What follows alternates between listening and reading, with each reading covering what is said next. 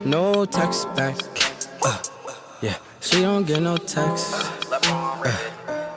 I don't want no sex, no. Oh, yeah, I just want that neck. Damn. I just want that neck.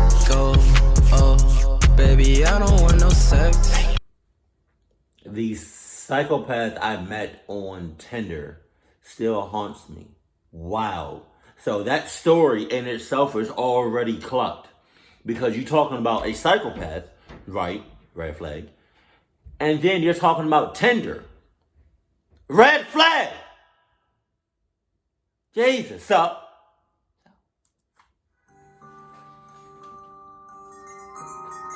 right.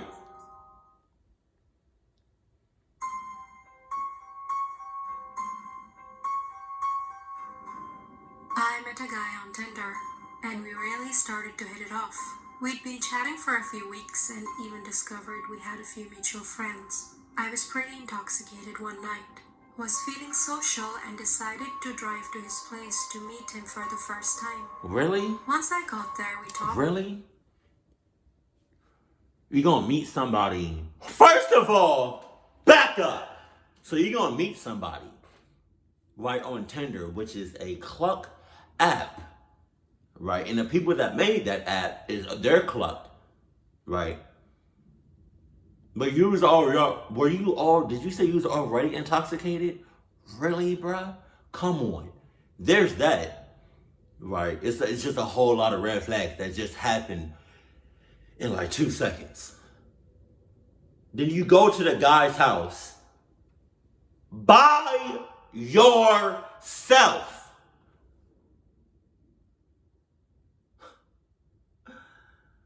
And it looks like he lives in the middle of nowhere. Oh my God. Outside for a while and ended up vibing even better in person. I opened up to him about my health problems, and he opened up to me about his older sister, who had just passed away from a similar condition to mine. Wow. I was curious about his sister, but I definitely didn't want him to be uncomfortable, so I didn't want to ask too much about her. We walked into his house, and it smelled like 1,000 dead rats were rotting under the floorboard. Oh God. I was still pretty drunk, so I tried to forgive it because, hey, sometimes animals die under a house or in the walls, and there's nothing you can really do about it. Or in the house. I start to look around. Oh my God. The whole house looks like a cluttered... What the hell are in those black bags?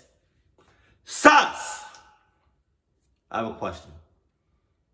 When you said something about your health problems, did he bring that up? Did he bring up his sister passing away because of the same health problems that you have? Did he bring that up before or after you brought that up? Because if he brought it up after you said what you said, he could have just made that up.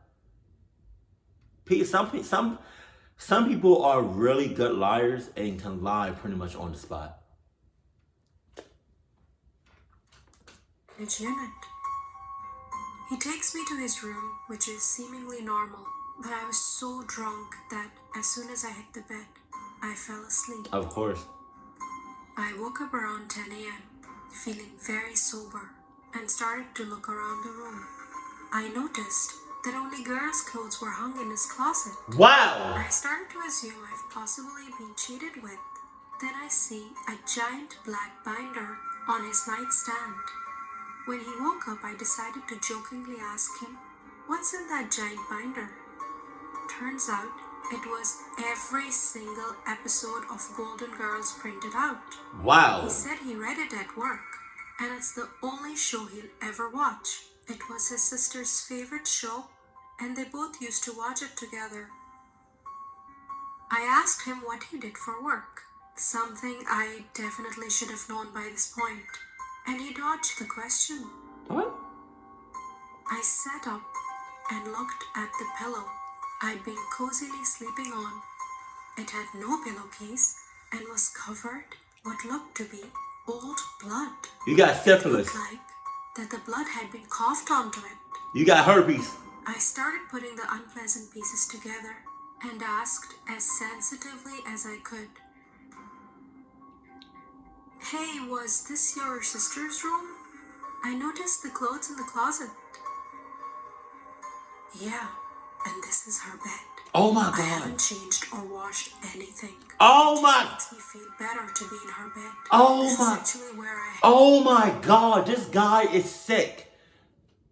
Wow, I just realized he's a psychopath. I just put two and two together. Sometimes, don't judge me. Sometimes it takes me a minute to put two and two together. I'm sorry. My brain sometimes it takes a little bit of time to process.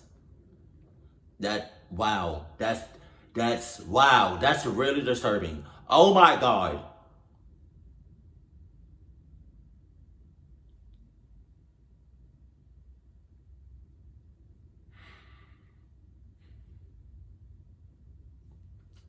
Her when she died, and you remind me so much of her.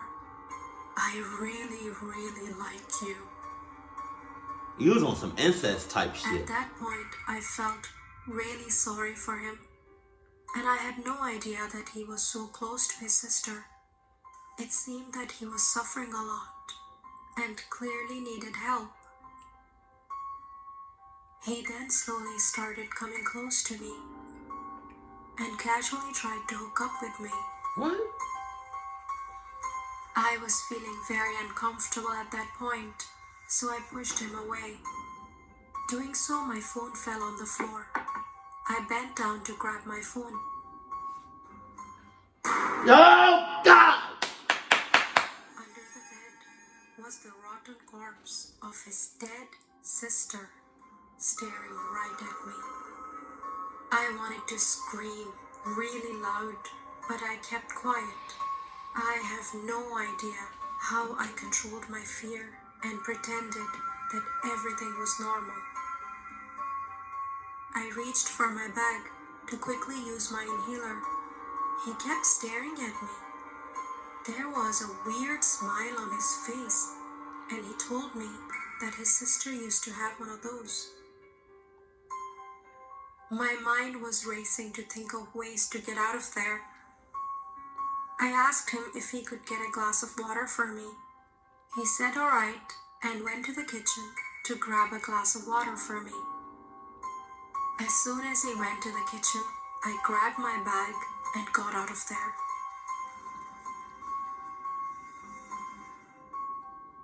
There you go. Go! Hurry up! As I was driving off, I could hear him screaming, standing at the door, that why was I leaving? I was just glad that I escaped. I immediately called the police and told everything. Few days after, I found out that he was arrested for keeping the corpse of his sister and was later moved to the mental hospital. To this day, his sister's dead face gives me sleepless nights.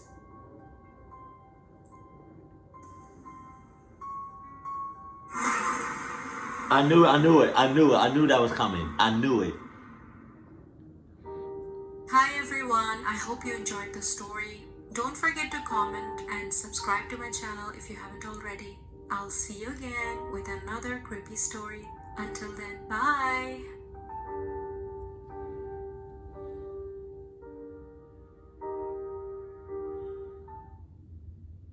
You know what's weird?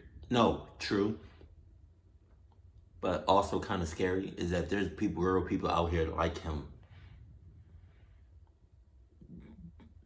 The way he talked about his sister to the girl was almost like he was like on some weird incest type, like, ew, bruh. Like, you made it seem like you was into your sister. That's disgusting. And well, I don't know. That was disgusting.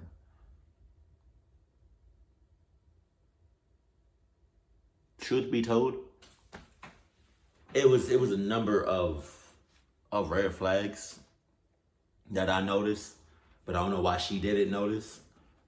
And I'm definitely not about to go. If I ever, hypothetically speaking, if I ever use a dating app, if I ever use a dating app, I'm not, and you want to meet up, I'm not going to meet up I'm gonna meet up in person, but I'm taking precautionary measures. I'm taking with caution.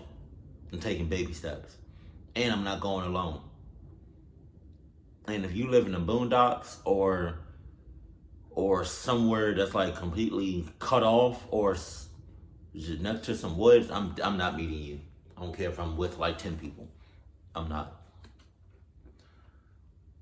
He's crazy.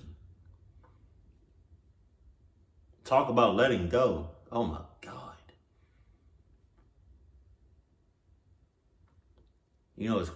I just thought about it too. He probably clucks his dead sister's corpse. Oh my God.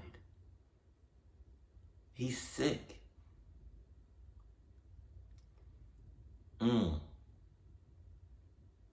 I just can't believe there's people out here like that. God, that just gave me the chills. But I'm pissed that she did not see it coming until it was too late.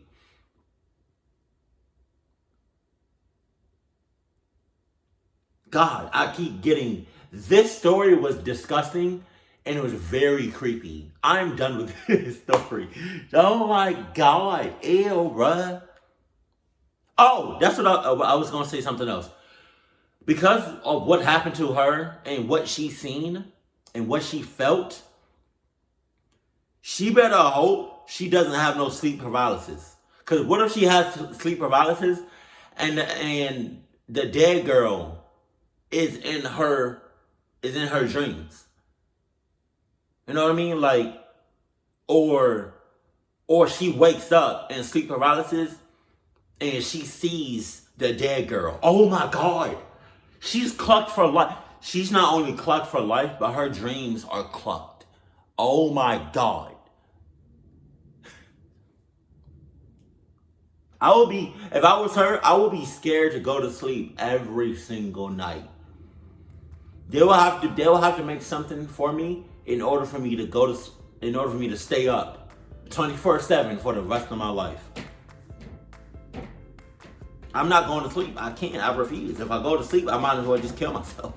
Like, I want to be haunted by his dead sister corpse.